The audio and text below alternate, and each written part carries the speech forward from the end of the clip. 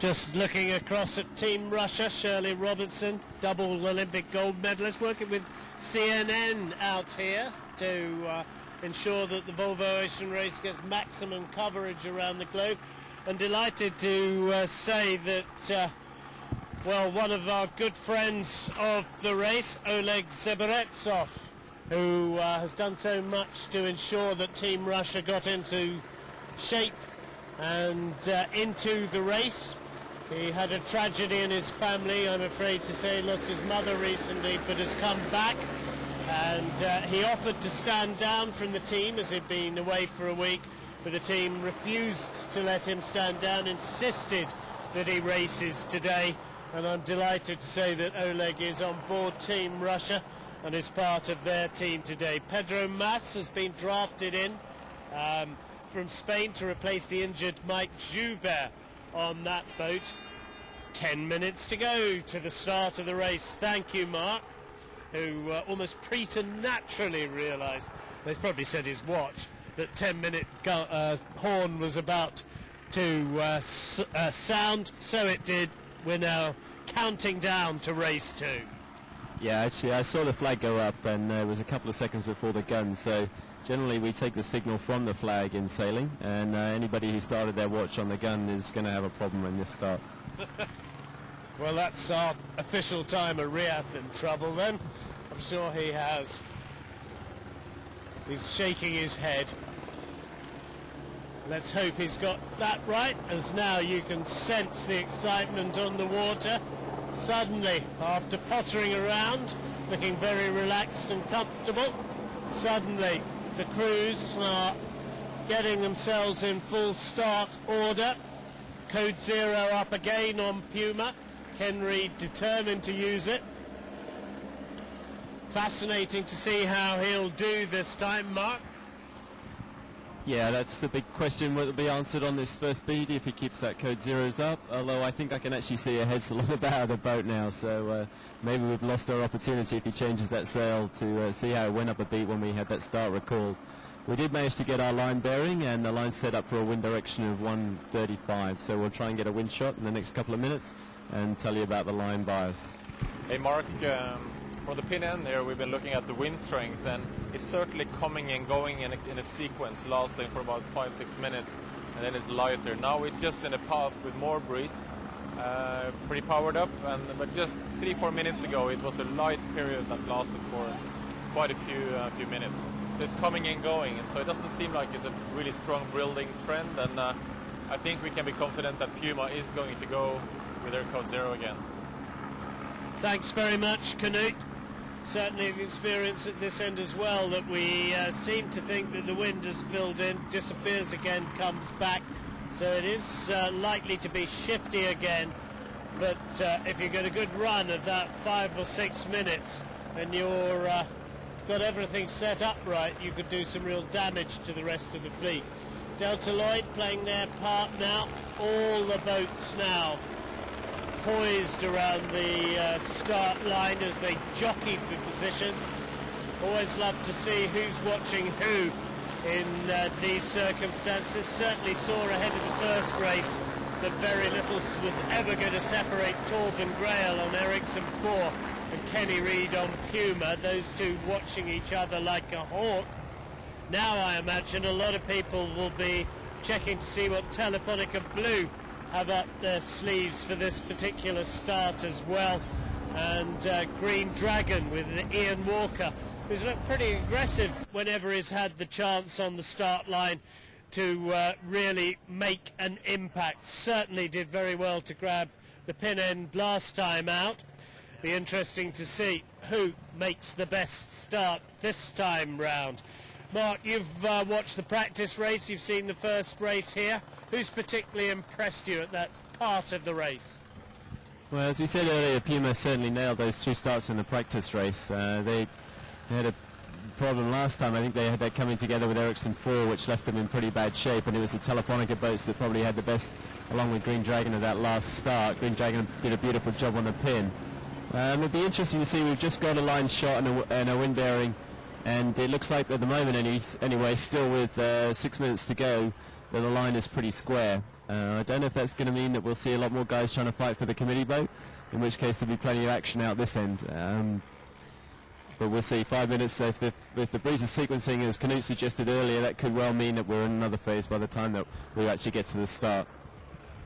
Yeah, if the wind suddenly drops again just before the start, that's going to make life interesting for all involved out on the water today. Just checking to see whether we've got a few more spectator boats. No, I think we're pretty much core it. It's about the same number of boats. Haven't seen too many else come out to join us here. We've got, 4 helicopters, 4 choppers up in the air at the moment.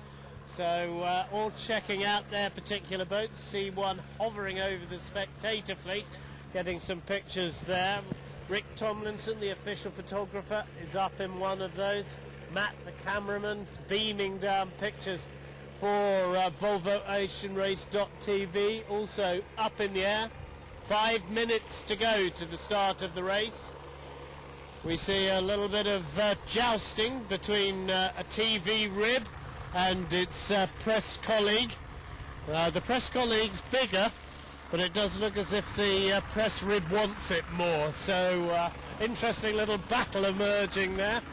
But we're going to concentrate on the big guns, the Volvo 70s, as they now make their way within this last 5 minutes into this latest race start, the second of this afternoon's import races. The team to beat, Telefonica Blue, after their magnificent victory in the first race today. The Telefonica 1-2, with the black team finishing in second place. Green Dragon in 3. So it's a good day for the teams with colours in their name, that's certainly sure, in that first race. Now, can Ericsson separate them this time? Can Team Russia build on another good start and really put the cat among the pigeons? Can PUMA show that they've now learned to cope with those shifty winds? Knut Frostad was telling us that they do look a bit sticky in these kind of conditions. However, we've seen enough to show that they can be very well set up for the offshore stuff. And remember, that's where the majority of the points and the majority of the time is spent. You can always tell how close you're getting to the start line by the helicopters and the position they take. Ours is directly overhead pretty much, as I'm sure you can hear. And as time goes down, we'll get to a couple of minutes to go, and I shall hand you over to Mark and Knut. In the meantime, Mark needs to keep some of his powder dry, get himself ready for the off in full race commentary mode.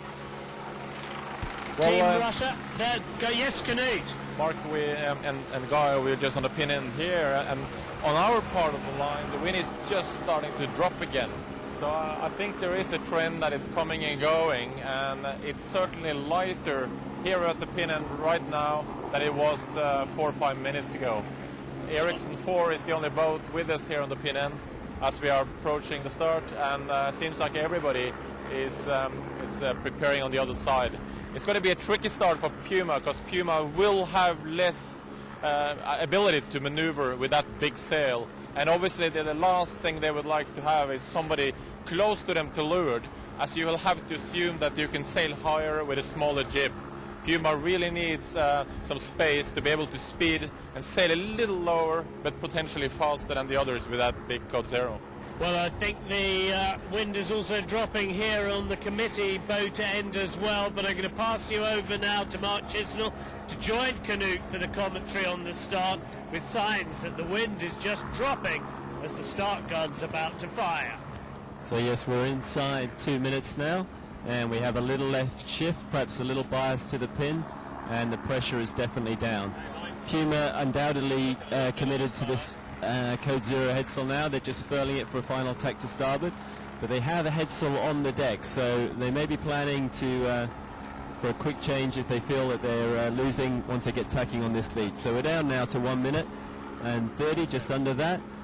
Looking upwind from right to left, we have Delta Lloyd out to the right, maybe 100 meters outside the committee boat, followed by Team Russia going down the line. Ericsson, can't quite see at this angle, one of the Ericsson boats, Green Dragon. Then we have PUMA, Telefonica and Ericsson 4. So that's Ericsson 3 out to the right, and all the way to leeward is Telefonica Blue. Actually set up where they were for the last start. 1 minute gun there. And got into so much trouble. Puma had a big problem there in the last tack. They got a code 0 furling in on the wrong side of the, furling out on the wrong side of the headstay. So they didn't get the position they wanted. Then Ericsson and Telefonica Black managed to sneak up in front of them. But here on pin end, it looks like it's a slightly pin end favored from my side, and both Telefonica Blue and Ericsson 3 are looking good here on this side. Okay, we've got a big pile up at the committee boat here. We've got Green Dragon, Ericsson 3, Delta Lloyd and Team Russia all lined up on the committee boat. Ericsson 4 was too early and had to tack, and they're definitely too early, and head back somehow to get on the right side of the line.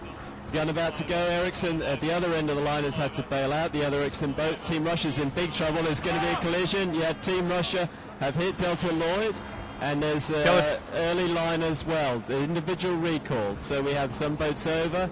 We had a collision between Team Russia and Delta Lloyd at this end of the line of the committee boat. So plenty of action. We'll be looking for the umpire calls downstairs. Below the line.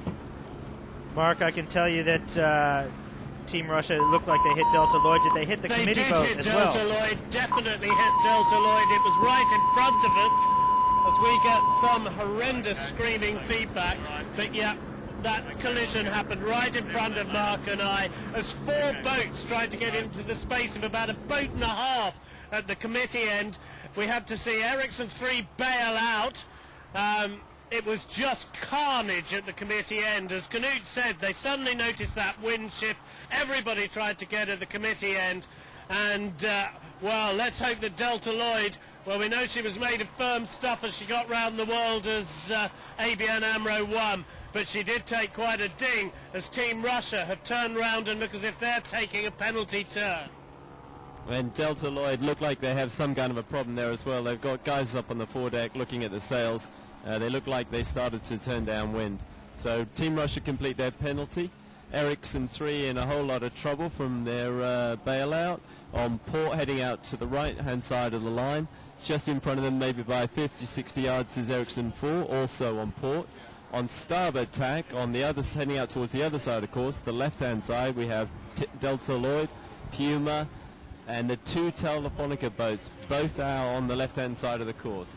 Green Dragon there, tacking in the middle, looking for some clear air onto port.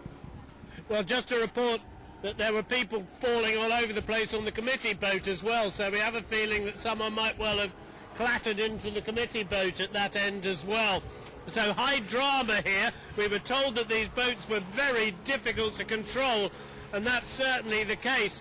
Looking now at the race, and Puma seem to have escaped remarkably unscathed with their code 0, and the 2 Telefonica boats also avoided the worst of the carnage, and they are the furthest on the left-hand side of the course. That's Knut's side of the course. Yep. And away from the carnage, Knut, how's it looking over there? Well, we've just been hearing the reports about a carnage here as well. That seems like both Delta Lloyd and the Russians have a hole just above the waterline, so they both got damaged. But for the start, the Telefonica Blue definitely had a good start, first across the line. And both Telefonica Blue and Black has headed out to the left. Telefonica Blue tacked first and crossing now clearly behind Black. So it seems like after the start, Black managed to lift off a bit and get a better pressure. And now there is a left shift, as you can see on Puma as well. So what is really interesting now is to see the first crossing between the 2 Telefonica boats and Puma. You see whether this has really paid off great for Puma, because they definitely have a complete different sail configuration than the others. Yep, they've got that code 0 up on starboard tack still, and they look like they're going pretty well to me. I think they look like they're ahead. I know, Pete, can you see that on the race viewer? Well, it's looking really, really close. The boats with their bow forward here are Puma. Green Dragon now as well, not looking too bad. And over on the right-hand side, it's Ericsson 4. I can just tell you we had a pretty good helicopter shot of that start line, and it looked like Team Russia. They hit Delta Lloyd. and then they hit the race committee boat as well. That's what it looked like from the helicopter shot. Well, the great news here on the port side, Peter, is that Delta Lloyd is ahead of Telefonica Blue on starboard. Puma is pretty far ahead of everybody, really looking good and powered up with that code 0. But the most surprising news after that collision is that we might see that Delta Lloyd could be as good as one of the better boats at the moment.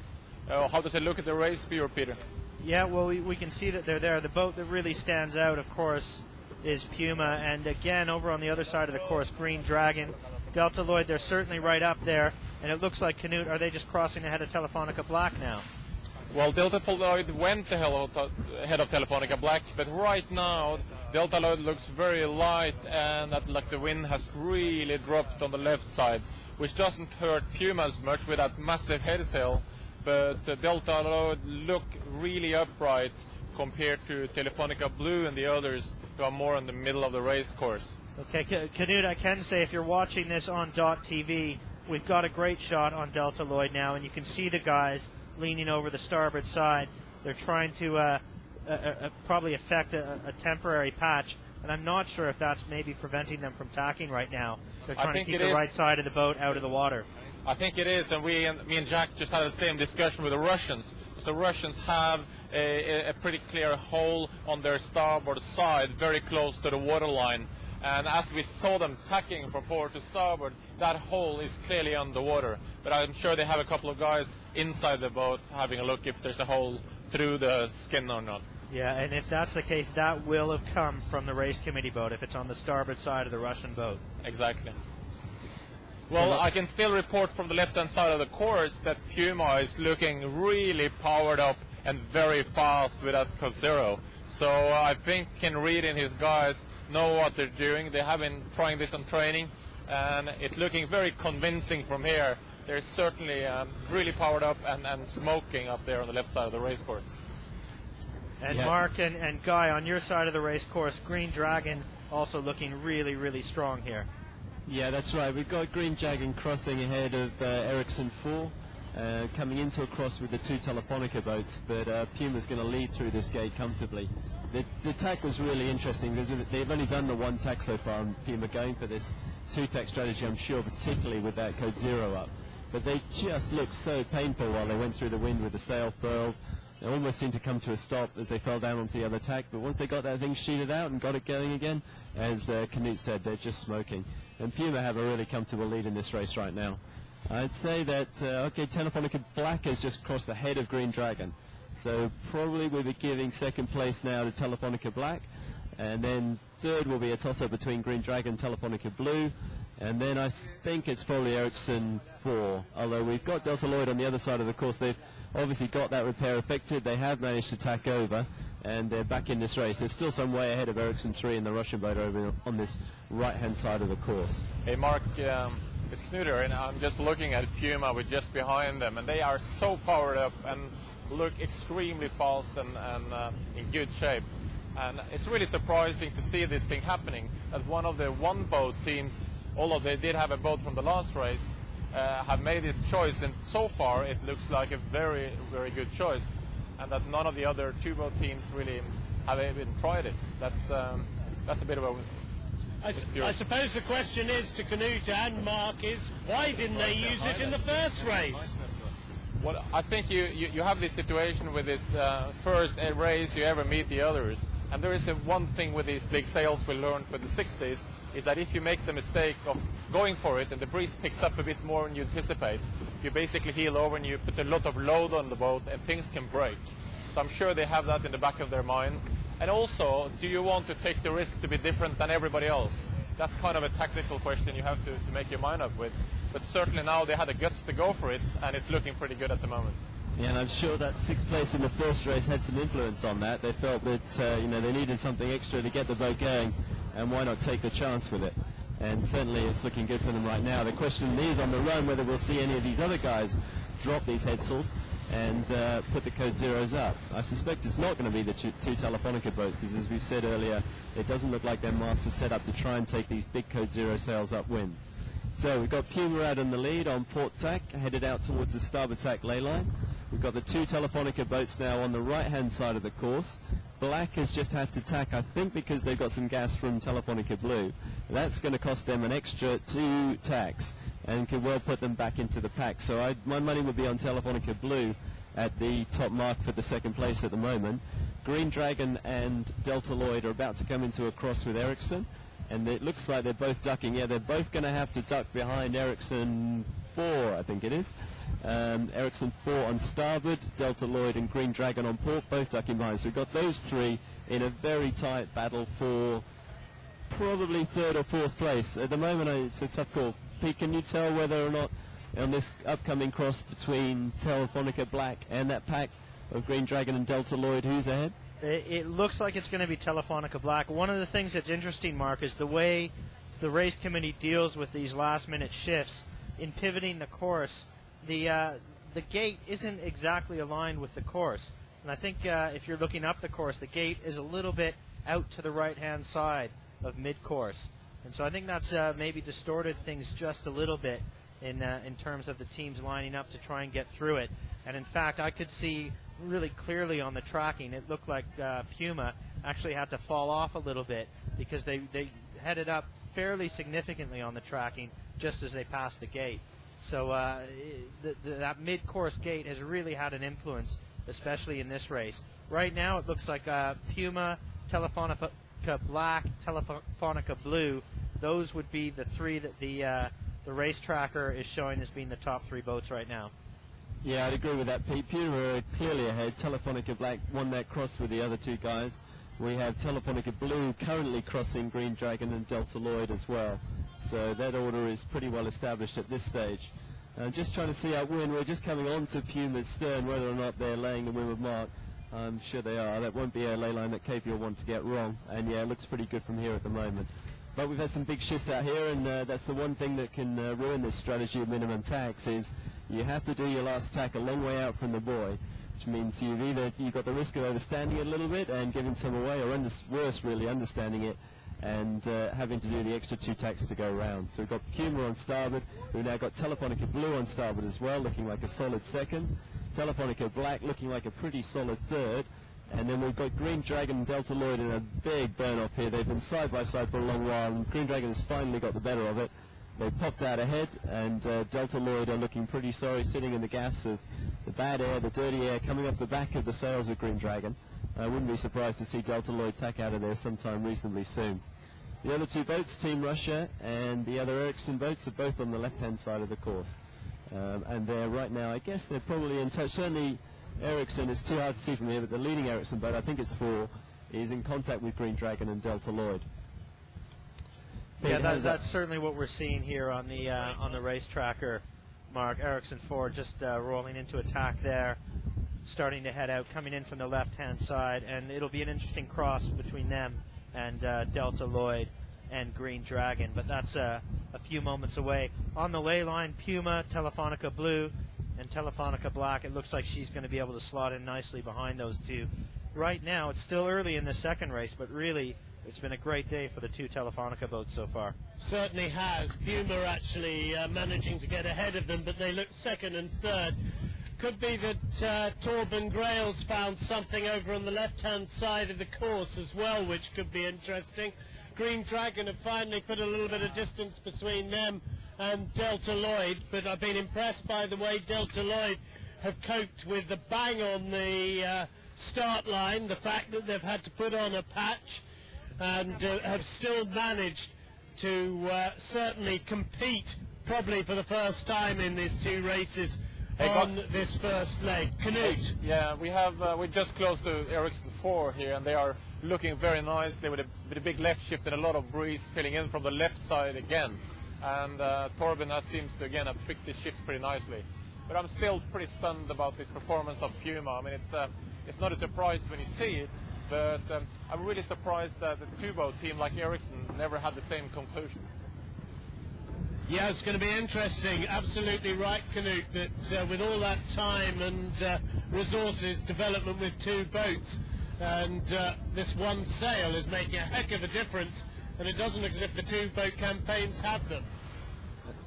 And the other thing that's interesting here is that, we come to the conclusion, perhaps prematurely, but we'll see, that the two Telefonica boats are pretty slippery in the light air. Perhaps that, when they had the same sails up as Puma. But that difference has been completely negated, as far as we can see at the moment, by this Code Zero on Puma. They made the decision, they're just running the mark there, the chute's going up now, so Puma around in first.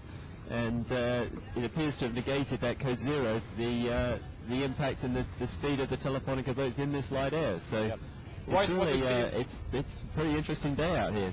We've got Telefonica Blue just coming up to the mark as well, and we'll get a delta for you sometime after their round. Telefonica Black crossing Ericsson 4. Ericsson 4 right back in the game though. Telefonica Black also on the ley line. Ericsson 4 with that extra tack to do, and a couple of lengths extra as well to get clear air before they do it. So I think we're going to see Telefonica Black in pretty good shape by the time they get around that mark. We're reckoning here that the tacking loss is maybe something like 40 seconds here, so they're going to lose quite a bit. Ericsson 4 tacking ley line there. Delta 44 seconds, a tremendous performance upwind from Puma. Well, Mark and Guy, I was just looking at the deltas here, and what is interesting is that on all the downwind legs in the last race, the two Telefonica boats were certainly the faster boats and able to sail lower and at least the same speed as Puma. So we could expect a bit of a catching up from the Telefonica boats on Puma, but as long as Puma keep using that Code Zero upwind, there's no doubt who's going to be the faster on the next upwind. Yeah, that's absolutely right. We're just waiting now for Telefonica Black to be the third boat round, and this is a very different race from the first one, when we had a lot of boats in contention behind Telefonica Blue, and Green Dragon were their main challengers. That certainly not happening on this race. Telefonica Black now going round in third place, some way behind their sister boat and a long way behind Puma, just running at the time now. A dead spot. It's a minute and 9 behind their sister boat, which is a minute. Okay, we've got Guy and Mark in that blind spot now, up by the top mark, and it certainly does seem to be something geographical up there where we just can't get their transmissions to come back. Canute, Telefonica Black is around. Coming up now is Ericsson 4, and then close in behind them, Green Dragon. So it's a little bit of a turnaround from the first race. The Telefonica boats are up there. The new thing is Puma's on top, and Green Dragon a little bit further back than they were in the first race. Yeah, Peter, I'm just here with Delta Lloyd and Ericsson and the Russians. And unfortunately, the Delta Lloyd got really stuck there in the corner on the right and had a massive loss that almost parked the boat. And they almost got caught up by the Russians. Last time Ericsson 3 and Delta Lloyd met, Delta Lloyd was far ahead, and now they're actually behind just the weather of Ericsson 3. Well, we're watching the leaders, Puma, on our race tracker up here, and as they head out, they haven't jibed yet, but they're going to have to jibe soon to make that gate, because as we said, the gate a little bit further on the right-hand side of the course. It's not a completely neutral gate this time with the race course setup, so I'd expect to see them roll into a jibe any time now. Telefonica Blue's behind them, and then it's a long way back before the third place boat, Telefonica Black. Ericsson 4 is in fourth place. Green Dragon just around the mark now in fifth, and Ericsson 3 closing in behind. Canute?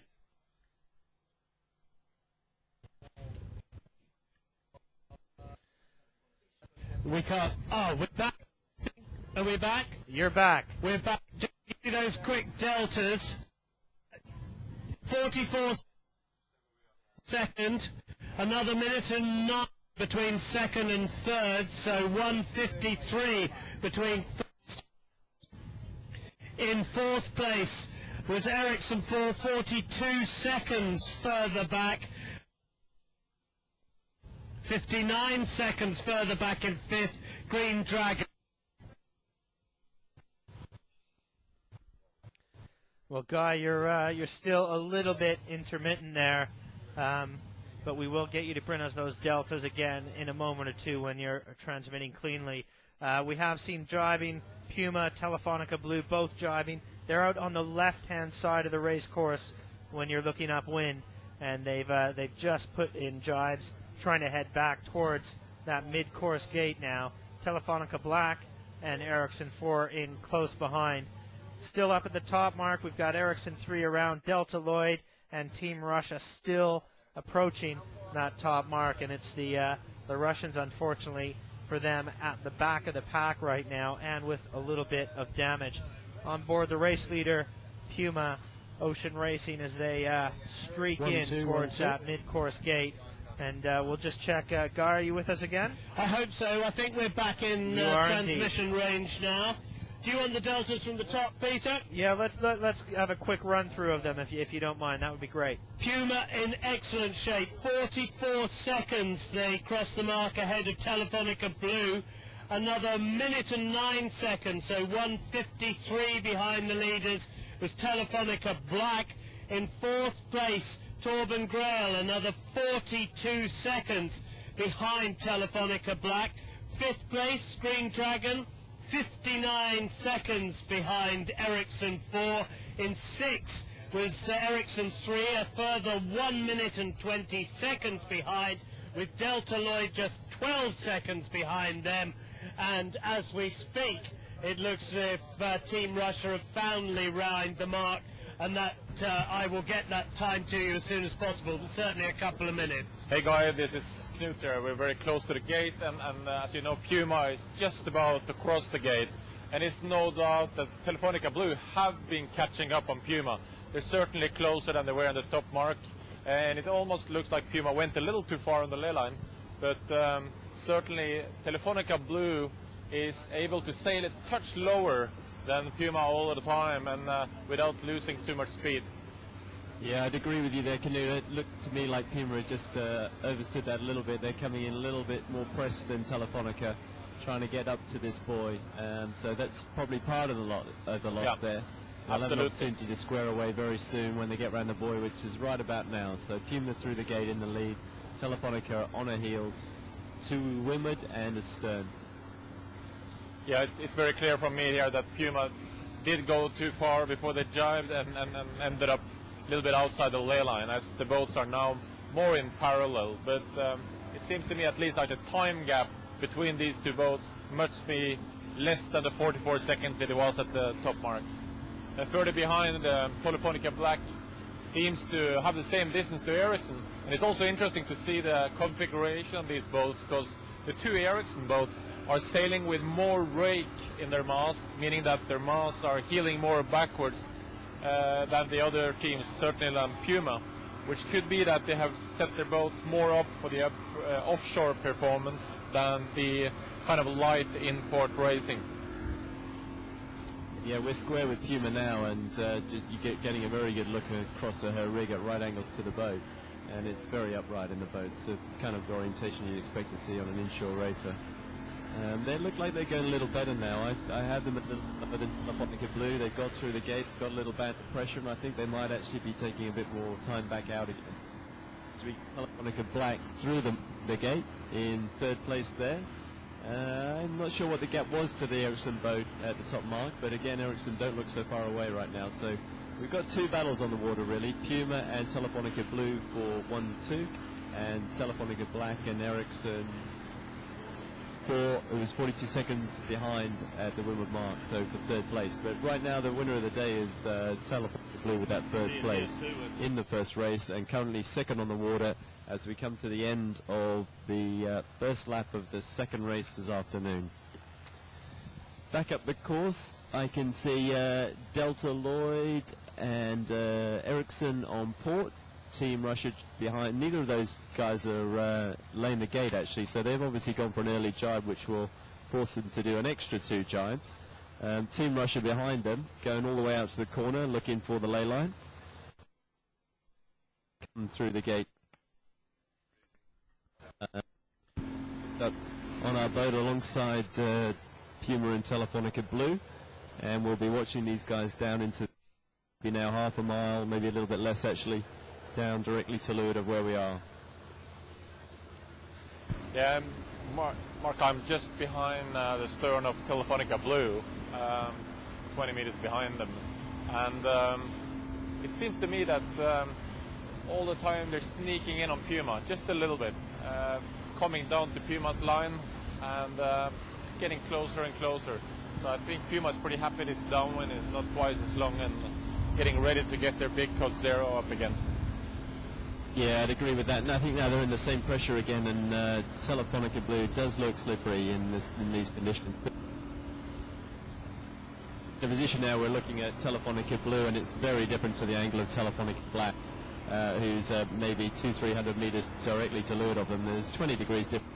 So there's vast differences in the pressure and the direction out here. Yeah, Mark, I was going to just bring your attention to that. Telefonica Black really looks like they might be in a position to slide inside and soak down a little bit more than those 2 leaders. Is that what you see? Well, at the moment they just don't have the pressure to get the same angle. You know, if they get the letdown, if they get the same shift as the Telefonica Blue and Puma, they'll take a gain because they're on the inside of it. But at the moment they haven't got the pressure to do it. They're not in the same wind as these 2 leaders, so they're sailing basically along and across the line of the transom, and I don't think they're going to make much of a gain. We've got Puma at the side here doing another jibe, outside jibe, yep, outside jibe onto starboard and heading down towards the gate. We're going to have Telefonica Blue jibing right on her line.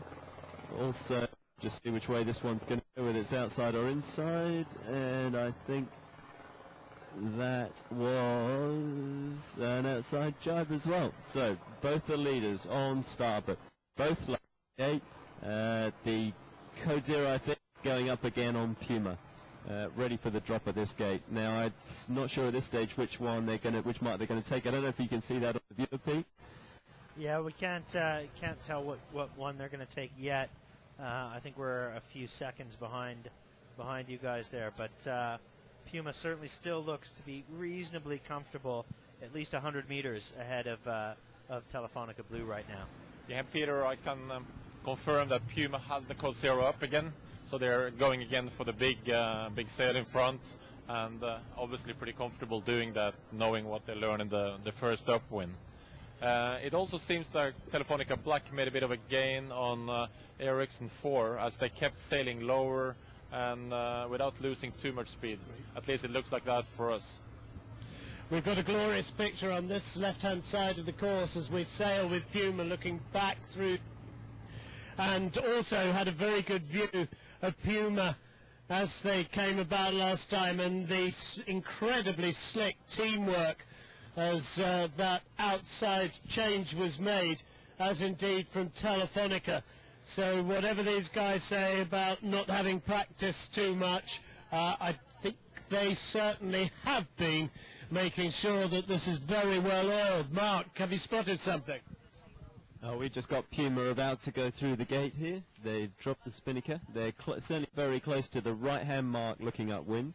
That means a jibe. It's a big manoeuvre, but our feeling on the boat here is that there's more pressure out to the right now, and they may be prepared to accept the penalty of the bigger turn. Yep, they're definitely going to go around the right-hand side of the gate, go back upwind on port to start with. The big code zero being unfurled. Can you read turning the boat round the mark here? It's all horribly slow at this point. You know, the spinnaker comes down quite some distance from the mark, then the code zero has to go out, then they've got to turn back virtually onto their own track through a full 180. And while they're doing it, Telefonica Blue, a very conservative drop, I have to say. They're still a good 4 or 5 lengths away from the mark, and the spinnaker's all the way down. They've gone for the conventional headsail again, so that reinforces our suspicion that these guys don't have rigs and don't have a setup that allow them to take the code zero upwind. So Puma's now off on port, headed out towards the right-hand side of the course, and Telefonica Blue about to round the same mark, I think, and follow them. I'm waiting for it to turn. Yeah, here comes the bow down now. So they're going around the same mark. They've come in quite tight on the ley line, and I think they could be a bit to leeward of this one. Telefonica Black on her stern, dropping the chute as well. Again, a very conservative drop. This is not America's Cup style string drops, you know, half a length from the 2-length circle, going for it at the last possible minute. I mean, I think Telefonica Black has probably got another 30 seconds of sailing to do there without the spinnaker up. Hey Mark, it's Knut here. I'm just to leeward of Puma, and I tell you, the breeze has certainly dropped in this area of the racecourse at the moment, and Puma is looking really good with that code zero. we were just discussing in the committee boat here about how heavy it's going to be for these guys to grind this massive sail around. But Jack Lloyd, our race director, who used to work for Team New Zealand in the America's Cup, could inform me that they have this amazing New Zealand grinder, Andrew Taylor, with the nickname Raw Meat. Apparently can grind any sail in the world, so they're looking strong. Well, they certainly are, Knut. We've just got the delta on that, and they didn't concede anything downwind at all. In fact, they got another couple of seconds, so extended their lead to 46 seconds on that last run. And I think another delta that we are going to see close here is the one between Telefonica Black and Ericsson. They've got a horrible batten. They've got the batten the wrong side of the mast here, I think, on the headsail on Telefonica Black. They had a really conservative drop, really conservative approach, and they've ended up with this headsail in a mess. They're having to ease it now, trying to clear the batten, which is jammed on the wrong side of the rig. So the whole of the top of the headsail is actually reversed. So they're basically having to ease the sail out to try and get it clear. And in fact, I think they may have to get a guy up the rig and kick that through, because they're just letting it out in chunks and it's not coming through at all well. Ericsson left there, dropped a lot later, came around with more speed. Everybody's following the same strategy. They obviously all think this right-hand side, looking upwind, does have the better pressure, and Telefonica Black have tacked to clear it. That is going to be really expensive. If they were taking a port, I don't think they could cross Ericsson 4, actually. In fact, the Swedes may have to duck them. It's a horribly slow tack. They went into it slowly because the jib was such a mess. They've cleared the jib now, and they will accelerate, but there's basically now no difference between Telefonica Black and Ericsson 4. They're right on their stern. So hey, PUMA sailing away with this right now. Telefonica Blue in good shape, but we have a real battle on for third. Go Knut. Hey Mark, yeah, we have an interesting situation here with Ericsson 3 will have to bear away to get behind the stern of Telefonica Black. But what is really puzzling me is that there were quite a few boats trying the Code Zero before the first start. So either these boats have dropped the Code Zeros off the boats between the starts, or they have just different Code Zeros. Because if they had any sails similar to PUMA, why wouldn't they be trying it now? Or their Code Zeros are different, made for more open angles. Guys, I can say there's a bit of a problem on Green Dragon getting the spinnaker down. This is not good. They have the halyard stuck on the wrong side of the boom, inside the boom, and we're really struggling to get all of that sail material. They just got away with it, but there was an awful lot of sail floating on the water. Had they got any water on top of that, it really would have stopped them. And it's forced them out to the other side of the course. They've gone round the left-hand mark looking upwind, a different buoy to everybody else, and they're headed out towards the left, towards the land. And they were well to leeward at the gate at the bottom. Ericsson 3 has just rounded, but also in horrible shape. They were coming to a Kiwi. It was an ugly drop. They've landed up way to leeward of the mark. They still haven't got the headsail in. Looks like it's tangled up in the spinnaker. Ericsson, I keep on forgetting which one it is. Ericsson 3, headsail flogging, dead in the water at the leeward mark, and Delta Lloyd about to round behind us. So these gaps are all closing up. Knut. Yeah, Peter. Was pretty funny, the rounding on the Nordic guys. In fact, Thomas Johansson, the driver, got completely buried in a spinnaker in the drop. So the helmsman was completely covered by the spinnaker and couldn't see anything and didn't know where he was driving, and for quite a long time. And I'm really surprised they're still heading so low, because you would think it would be better to point and at least not lose so much sideways. But so not very impressive roundings on the last boats. And that gives an opportunity for Delta Lloyd to catch up here. But certainly Puma and Telefonica Blue are looking very good up front. Yeah, Delta Lloyd, have they chosen the left-hand mark looking upwind, Knut? Because I can't see them. They appear to have gone to the other mark to follow Green Dragon out to that left-hand side of the course. Yeah, that's correct. Delta Lloyd went for the left-hand side of the course, and Green Dragon has also got their Code Zero up now and are just making the first tack with a Code Zero. So we have two boats on the race course, and that's going to be interesting to see if Green Dragon can catch up anything. Guys, with, I have Code Zero. I have a question for you. Just looking at the race viewer, which you can see on VolvoOceanRace.org, Telefonica Black seem to be sailing at least 15 degrees lower than everybody else on that tack, on port tack. Yeah, it's very fluky at the moment, and I would say more fluky with wind speed than anything. So as soon as these boats lose the pressure, they sail very much lower right away. and as soon as they get some breeze, they will start pointing.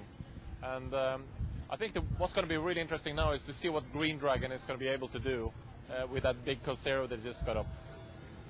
Yeah, and I think something that's worth saying, we're talking about a lot of handling errors here, boats in all sorts of trouble at the drops in what are effectively pretty light conditions. We've only got maybe 7 or 8 knots. We've got Code Zeros up. People are wondering why some of the top pros in the world are having trouble just getting around marks with these sails up. And part of the problem is just the angles, that the wind's so shifty and patchy, it can put the boat in a real dead zone where they can't get down to the mark with the spinnaker, so it has to come down early. It leaves them very slow at the mark. Then they've got issues with the dagger boards, the canyon keel, trying to get around the mark all in one go, and it's certainly put the pressure on. It's just that the short course is really effective for churning out the action here today in what largely would seem to be pretty benign conditions.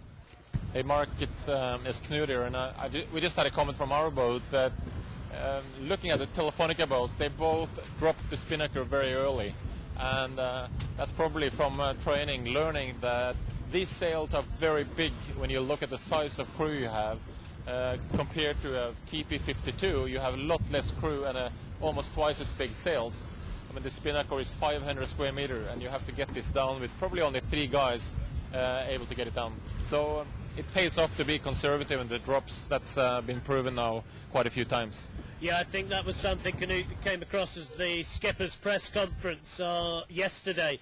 Was the guys who had all been off on the TP52s still hadn't quite gotten their head around the fact that they had 3 less guys for 18 more feet and considerably more sail size.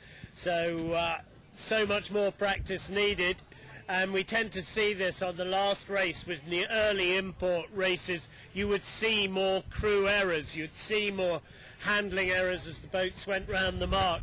What's interesting is seeing the improvement as the race continues to go round the world, and by the final import races it was incredibly slick. So again, these guys still learning how to put these boats round the buoys, but learning very fast, and in PUMA's case learning beautifully this afternoon.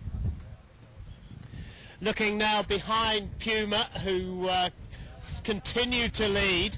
It'll be interesting to see, though, whether Telefonica Blue have taken anything out of them on this latest upwind leg, as both boats get buzzed by a helicopter, and to see whether Ericsson 4 and Torben Grail have managed to take anything out of Telefonica Black.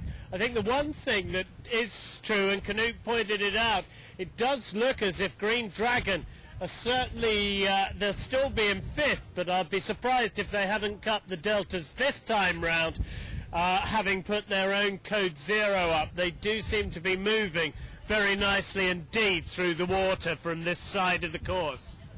Yeah, I'm just deluded of them, Guy, and at least compared to Ericsson 3, I would say they're clearly further ahead than they were, but I didn't have the delta on 4 in the bottom. But to me it looks like they're nicely powered up. It doesn't look like they have been training as much with it as PUMA, because they were struggling more in the tack, but they certainly look nice going now. The deltas will be a little bit deceptive at that leeward mark. It was 1 minute 19, but Ericsson 4 then spent a long time with the sails flapping before she got going around that mark. So Green Dragon did another not particularly nice drop. So both of those boats probably gave away something, and it may well ended up even. But certainly we've now got PUMA still in very good shape up ahead of this race. Telefonica Blue looking good. Both of those boats rounded cleanly. They've just sailed through the gate and off into the distance. Behind them we've got the a race on for the 3rd place on the podium, which is Telefonica Black, currently tacking to port in front of Green Dragon to go through the gate. So she will lead Green Dragon out to the right hand side, and I think they've tacked in such a position that Green Dragon may well get gassed here, in which case that'll force them the extra tack, the extra 2 tacks to get to the windward mark, which with that Code Zero is not going to be pretty. That may well keep Green Dragon back in 5th. Telefonica Black just tacked on top of Green Dragon, which have to live in their shadow, and that's exactly what you would do if you were in Telefonica Black, because you know that if Ian Walker has to get out of that situation, he needs to tack twice with that big sail. So Green Dragon almost have no other choice than to go fast and get to it. But they still have to get through the gates, which is obviously part of the race course. And Green Dragon is just making it, but don't really want to tack, because unless they want to be on the left side, they have to tack twice with that big sail, and that's really painful. So right now Telefonica Black is really sitting on Green Dragon and doing everything they can to give them a shadow and make them lose as much as possible. Just as a question, Knut and Mark, could that help Ericsson 4 if Telefonica Black and Green Dragon are getting into a bit of a scrap on one side of the course and Torben's on the other? Well, they could, Guy, but right now Green Dragon did choose to tack to get out of this. And in fact, they both had to tack very soon because they were getting close to the limitations where you have the spectators. So Green Dragon just tacking here with the sail and furling it in and grinding it in again. And you can see that they're not as well trained when it comes to this maneuver as the Puma guys, who looked really slick in their tacking with the Cod-Zero. But they got the Cod-Zero out again and are grinding it in as much as they can. Yeah, Green Dragon with that tack was nowhere near as slick as Puma's. It's obviously not something they practiced as often as the Puma guys. And just looking at the distance, the gap that's open between Telefonica Black and Green Dragon before it can get going, that tack from Telefonica Black onto Green Dragon's airs just cost them enormously. And as you said, it was the right thing for the Telefonica Black guys to do, but it's really painful for Green Dragon. And I think Ericsson 4 now looks very comfortably into 4th place, and they may even be putting some pressure on Telefonica Black over here. They've got a good, they've had the opportunity to get out away from these two, get all the way over to the other side of the course. So they're now coming back in towards the top mark on port, and they will meet Telefonica Black somewhere near the windward mark. Telefonica Black coming in on starboard, and that'll be the battle for 3rd place now. Green Dragon have been spat back into 5th, which they're not going to be happy about. Guys, if you want to take a look, Mark, I might direct your attention to Puma and the Telefonica Blue boat, because it looks like they've been a little bit of a luffing match going on there as they approach that top mark. Yeah, it's a good spot, Peter. Certainly is a fascinating battle up at the top of the course. I'll pass you over to Mark, who's just been keeping a couple of eyes, well, both of his eyes on it. I did a little late to see how it's set up, Peter, but certainly right now we have Puma very clearly ease sails overstood on this ley line. So I don't know if we've got a right-hand shift here. We're with Telefonica Black right now, and they're not that far off the ley line, and these other guys are some distance to windward of them. So we've got Puma gassing Telefonica Blue, trying to force her back while they've got the opportunity. Back down the course still. This cross coming up between Telefonica Black and Ericsson 4, both coming in from completely the opposite side of the course. When they meet, it's going to settle 3rd place, I think. But yes, up the top of the course, I didn't see how the situation's set up, but Puma still have control at the top mark. Yeah, I think both boats overstood a little bit. Puma held them off before they both tacked onto that ley line, but then they were definitely sailing them up above the ley line for a little while there. Really kind of reminiscent of an America's Cup type move approaching that top mark. Yeah, hey Peter, well, I'm just with Telefonica Black, and they're almost pointing at a mark, so Puma and Telefonica Blue must have been overlaying quite a lot. And Ericsson Forge just took a bit of hit with a right-hand shift. They looked pretty good for a while, but now I would say Telefonica Black has a nice right shift and really powered up and pointing at the mark at the moment. We're just watching Knut as his rib is just starboard of us at the moment, so you need to get on the other side of the course, Knut, when you get a chance. We'll look after this side. No, only kidding. We're just coming now alongside Telefonica Black. We can see the Green Dragon team further over to the left-hand side, and it does look as if Ericsson might just have played a very clever move here as we watch Ericsson, Puma come round or come up to the top mark. So Puma continuing to lead, but it does look as if on this delta they might have had something taken out of it, as it does look as if Telefonica Blue certainly closer perhaps than they were at the other mark. And then the big battle is on for 3rd place as we see Canute and Jack on their black rib move in towards to get a closer view of that battle, the third and fourth place between Ericsson 4 and Telefonica Black. Puma have rounded that mark, and Code Zero set again, and off they go, and just 14 seconds separating the two boats this time, down from 46 last time, so 32-second shift. Okay, Garam, just to the incident between, or the situation between Telefonica Black and Ericsson, and Telefonica Black played that really nicely. They sailed very low before they met Ericsson, actually pointing below the mark, and Ericsson thought they only had to stop this boat a little bit to pass behind, but as Telefonica Black came on course and Ericsson actually had to bear away big time behind Telefonica Black and probably lost 2 boat lengths on that whole maneuver instead of crossing clear behind. Yeah, the duck was really ugly when they had to do it on Ericsson. The gap that opens up here when one boat has to tack and another boat can carry on a straight line is just enormous. Telefonica Black just sailing away into a clear lead now. There's the looking from directly behind them. The master of Telefonica Black is just up to the jumpers on Ericsson, and the boats are bow to bow just a minute ago, basically. So we're going to have the Telefonica boats in 2-3 again. Nice performance from these guys for today. Puma still leading Telefonica Blue, but they've got 1 run to hold them off, and their gap closed a lot on that last upwind.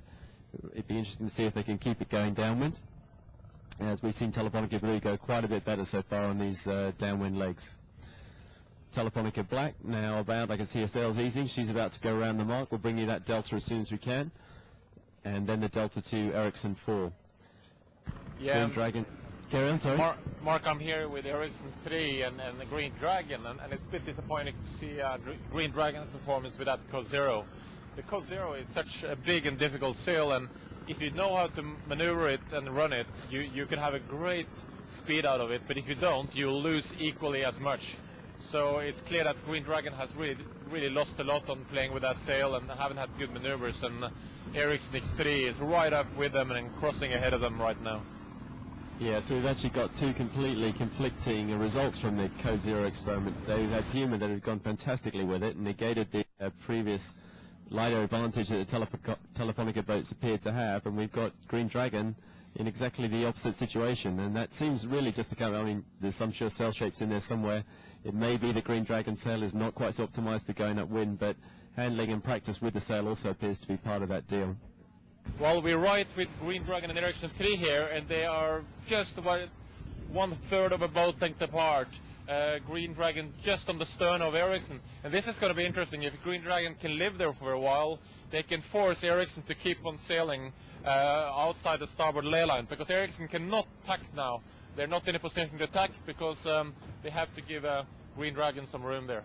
Just to let you know what the deltas were at that cross as far as the 3rd and 4th place posts. Telefonica Black 145 behind Telefonica Blue, so 159 behind Puma.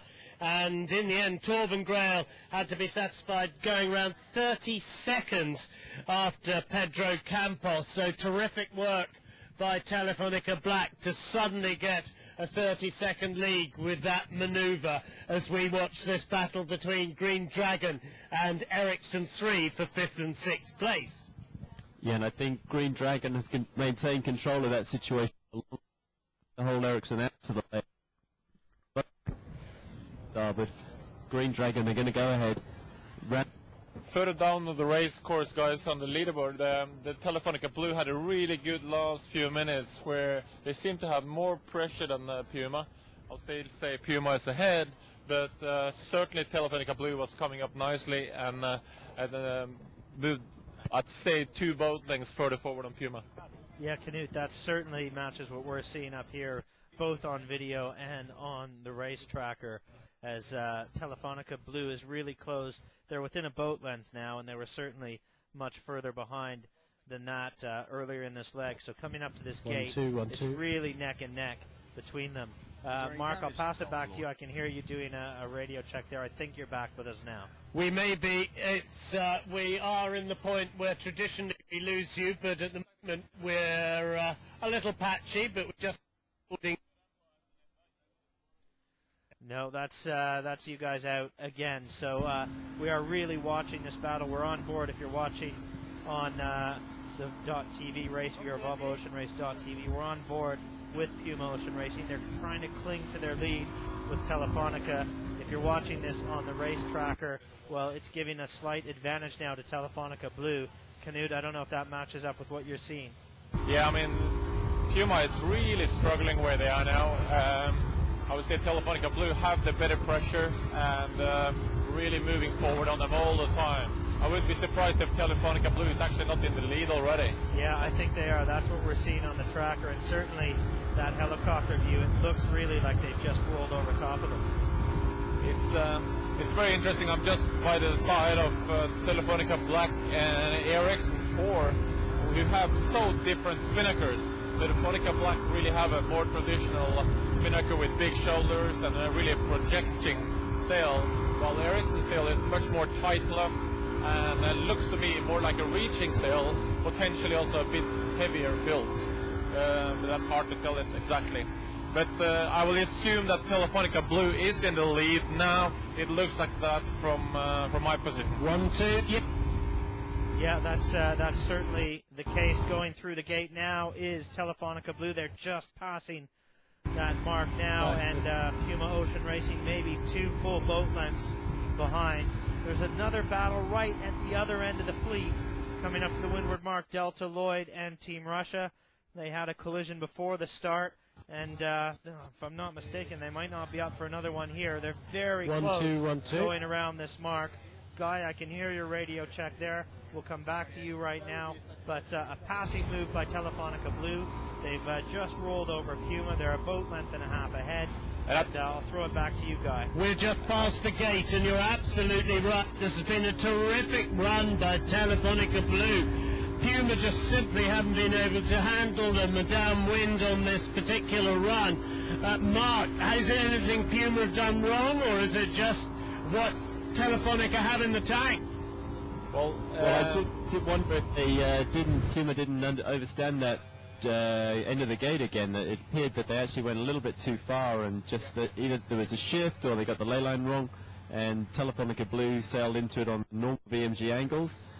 Puma had to put the bow up, and just it gave Telefonica Blue the opportunity to roll right over them. But there's no doubt now that the Spanish boat is headed for a 1-1 here. Telefonica Blue looking control of this second race, and they'll take the points from the day. Well, Mark, just a little comment here. I'm sure Kenny is going to be pretty disappointed that he overlaid the ley line for the second time in a row and lost big distance.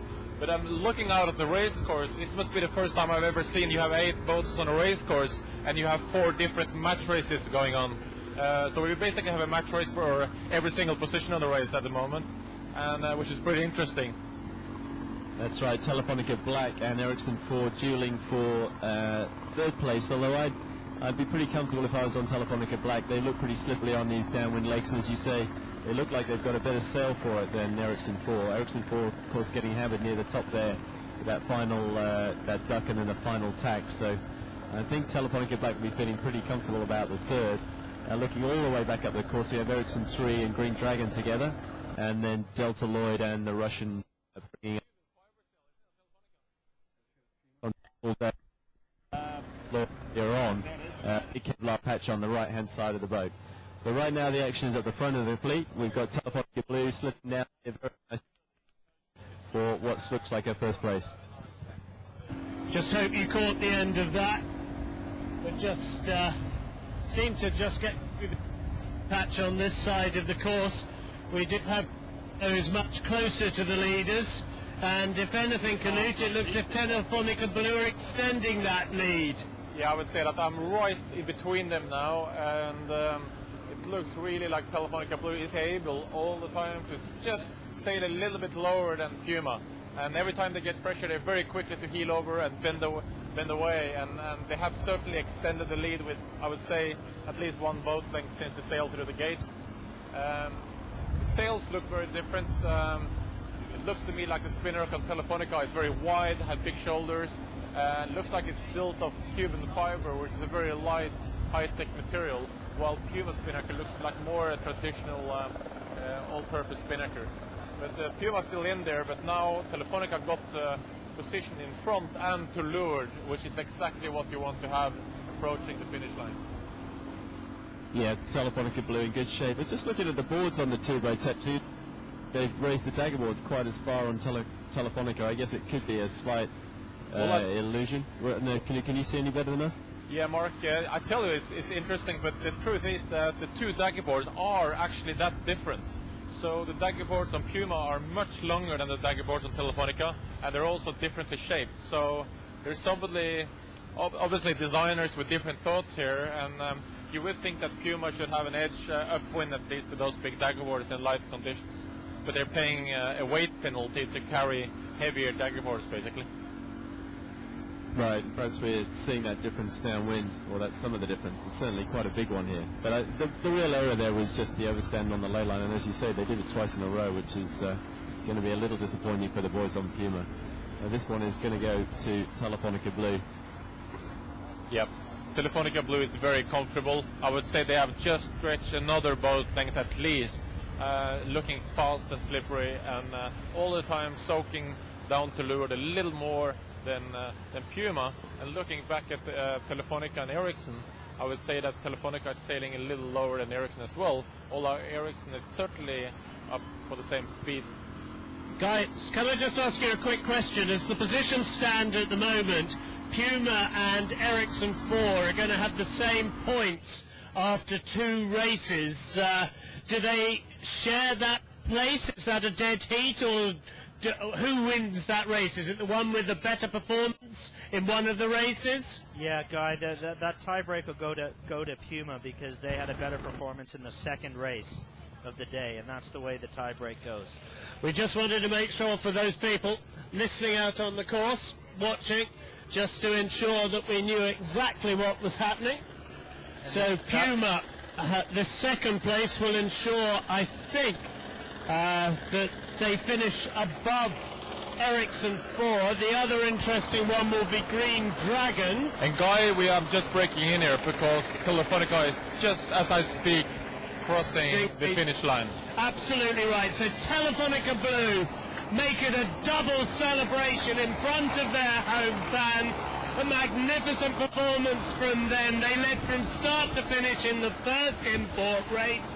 They had to come from behind to overhaul Puma on the final run of the second, but it's a double first for the light blues, this time not from Oxford and Cambridge, but from Telefonica and Spain. Telefonica Blue with 2 wins out of 2. Puma just coming up to the finish.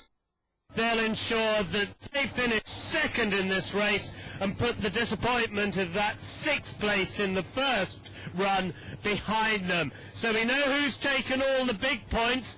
It now looks as if Telefonica Black will finish second to their sister ship overall with a 2nd and a 3rd place. But then we'll have 3 teams, I make it, all tied on the same score. And Ericsson 4, I'm sorry, despite having the same points as both Green Dragon and Puma, will find themselves in 5th place, despite having finished 4th in both the races. That's because Green Dragon will have a 3rd place if they can hang off. Isn't that not right, Mark? No, isn't it the best performance of the 2 teams over one race? Guy, I don't think we've got Green Dragon in that tie. In my provisional list right now, I've got Puma and Ericsson in a tie for 3rd place. The tie-breaking go to Puma, and Green Dragon's half a point behind them. Okay. My bad maths. All our results, of course, provisional, and we'll get the final results from the race committee.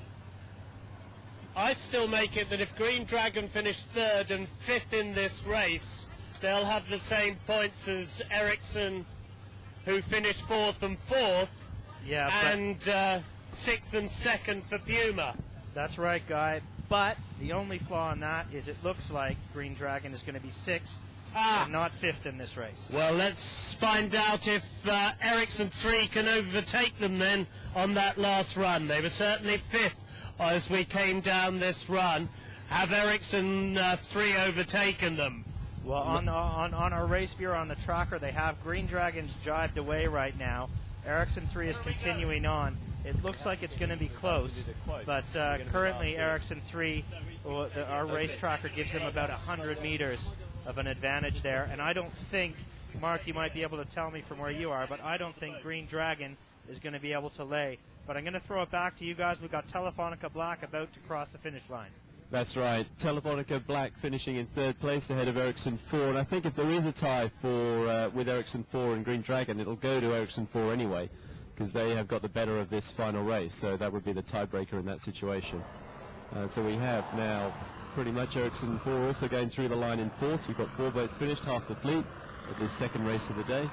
And the final lineup is between Green Dragon and Ericsson 3. Right back up the course, so they're going to be some time. I mean, significant performance differences here for the Delta Lloyd and Team Russia. They had that coming together on the line, and I'm sure that was pretty unsettling for both teams. Would have been quite an uncomfortable beginning to the day. Team Russia did the penalty. It remains to be seen whether they can still overcome that disadvantage and get past Delta Lloyd for 7th place here. Coming into the finish from where we are now, it's a little hard to see who's got the better of this at the moment. Yeah, I have a pretty good view at the finish line, and I would say it's very difficult to say who's going to be first here. I think Green Dragon is looking like they have a good pressure, but they have a bit more distance to go, I think. It's very difficult to say. We're just staying here on the line, and we'll see who's the better. But I think Ericsson 3 could be making this. Well, I can tell you, Knut, on the tracker, Ericsson 3 looks like they should be able to lay this line, the finish line, without another jibe. That's not the case for Green Dragon. So this could really come down to crew handling here. Can Green Dragon throw in a flawless jibe, and then it's going to be a very, very close finish here, I think. There's really not very much between them. On the tracker, it's certainly less than a boat length, but with that extra maneuver that the Green Dragon crew has to do, or Ian Walker's men, are they going to be able to put that through or not? That's going to be the determining factor here, I think. Yeah, looking for my position here, I'm pretty confident that Ericsson 3 is going to make it, and their brothers on Ericsson 4 are going to be happy with that, because that's going to secure Ericsson 4 the overall position in front of Green Dragon. Well, we have Green Dragon just driving, but Ericsson 3 is going to be too close to the start line, and in fact the committee boat is probably the closer end of the line as well. Well, indeed, and further back, we'll come back to this as they get to the finish, but we should keep our eye on Team Russia and Delta Lloyd, because they have quite a close tussle coming up as well for the minor placings today. And Green Dragon is just going to cross ahead, clear ahead of... Ericsson 3 is clear ahead of Green Dragon, as Ericsson 3 jives now and just crosses the line in clear distance in front of them. So that determines the break between Green Dragon and Ericsson 4 for the overall position. Okay, well, we'll just do a quick run through on our unofficial results. These haven't come from the race committee, they've come from our math. But on the day, we've got Telefonica Blue winning the day with 8 points from the combined races. Telefonica Black behind with 6.5. Puma and Ericsson 4, they're both with 5 points. The tiebreak goes to Puma, so that would leave Puma in 3rd, Ericsson 4 in 4th. And coming across the line now, Guy, we've got Green Dragon, Ericsson 3. Green Dragon will end up in 5th place overall on the day, Ericsson 3 in 6th place. Good work then from Ericsson 3 to ensure Ericsson 4, as Knut said, finish ahead of them. Now we've got an interesting decision to make here. We're still waiting to see who finishes 7th and 8th. Or do we get in and try and get in before the first 2 boats so we can do the commentaries? And the idea is we go back. The Spanish team are telling me we're going back. Well, so you we'll don't have go to back. You don't have to worry, because we're still here, Guy. And Knut, we'll have to rely on you to tell us who finished 7th and 8th. I think very close race, and I would say Delta Lloyd is looking good at the moment, but the Russians are having a little bit better of an angle, so the Delta Lloyd guys will have to soak, but I think they'll be protecting their position well. But at the moment, I would say that Delta Lloyd is looking the better of the two. Well, we're going to really have to keep our eye on this one, Knut, because this is important as well for overall points on the day.